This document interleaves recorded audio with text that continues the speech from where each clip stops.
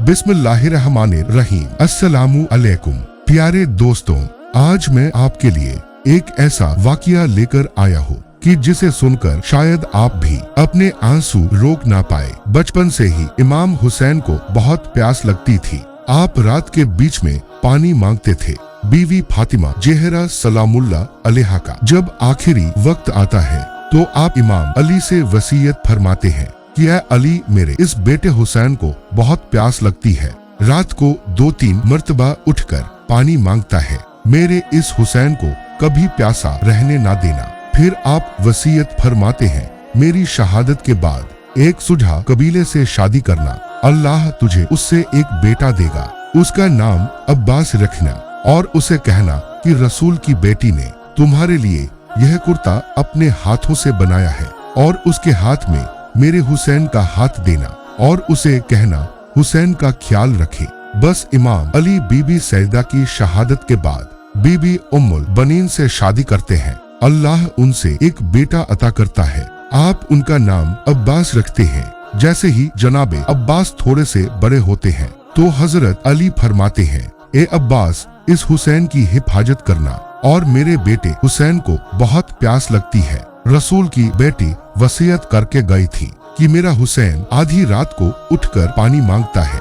अब्बास हुसैन के कदमों में सोना और अगर रात को हुसैन पानी मांगे तो उसे पानी पिलाना। जनाबे अब्बास पूरी रात जागते रहते थे कि मेरे आका हुसैन को प्यास लगे तो मैं उनको फौरन पानी दूं। बस दौर ऐसा गुजरता है और गुर्बत ऐसी आ जाती है जब करबला के मैदान में 10 मुहर्रम के दिन वही हुसैन प्यासा होता है। जनाबे अब्बास बार बार उनकी प्यास को देखकर गमजदा होते हैं। इमाम हुसैन के बच्चों की प्यास को देखकर रोते रहते हैं। जनाबे अब्बास इमाम हुसैन के कदमों में अपने बेटे कुर्बान करते हैं, अपने भाई कुर्बान करते हैं। आप फरमाते हैं, ए मेरे आका, मुझे इजाजत दे ताकि मैं भी मैदान में जाके इन जालिमों को बताऊं कि मैं अली का शेर हूँ। जनाबे हुसैन फरमाते हैं, अब्बास, तुझे मेरे बाद मेरी बहनों के पर्दे की हिफाजत करनी है। बिल आखिर सकीना जनाबे अब्बास से कहती है कि जिसका अब्बास जैसा चाचा हो वो कैसे प्यासे रह सकते हैं। ए मेरे चाचा, मेरा असगर प्यास से मर जाएगा। आप नहर से पानी ले आए। जनाबे अब्बास ने बीबी सकीना का माथा चूमा और आप मासूम सकीना को इमाम हुसैन के पास ले आते हैं। जनाबे अब्बास इमाम हुसैन के कदमों पर हाथ रख के फरमाते हैं, ए मेरे आका, यह मासूम सकीना मेरे पास आई है और नहर से पानी मांग रही है, मुझे इजाजत दे। इमाम हुसैन की आंखें नम होती है। आप फरमाते हैं, ए अब्बास, जा उस बहन के पास जिसकी चादर का तू मुहाफिज है। अगर ज़ैनब तुझे इजाजत देती है तो नहरे फरात चले जाना।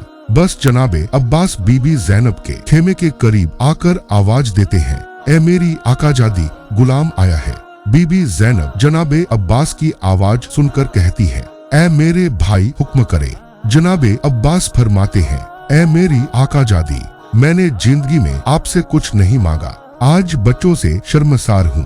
वो बार बार मेरे पास आते हैं और पानी के लिए तड़पते हैं। अब मुझसे बच्चों की प्यास देखी नहीं जाती। मुझे इजाजत दे ताकि मैं नहर से पानी ले आऊं। बीवी ज़ैनब ने जैसे ही यह सुना तो आप जारो कतार रोके नजब की तरफ मुंह करती है और कहती है, ए मेरे बाबा अली, आज मुझे समझ में आता है कि मैं कैदी भी हो जाऊंगी, मेरी चादर भी लूट जाएगी।